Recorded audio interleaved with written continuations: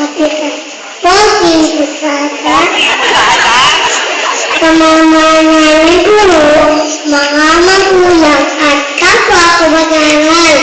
Kami po, mga mag-aaral ng Uligi at Tilapwas, ay lubos na magpapasalamat sa ating mga nagawa-tong kapitan sa pagbibigay ng gamit sa eskwela.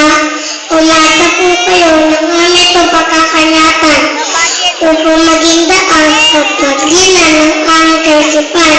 Sabi nga, may ganito sa isang kabataan ang pag-asa ng bayan. Maraming salamat po.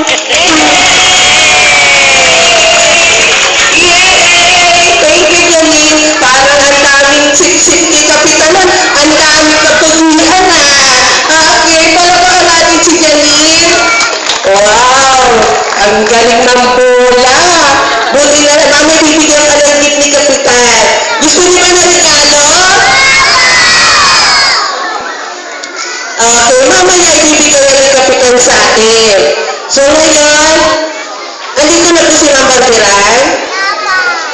Siya po yung aming presidente last year. So wala pa po kami president.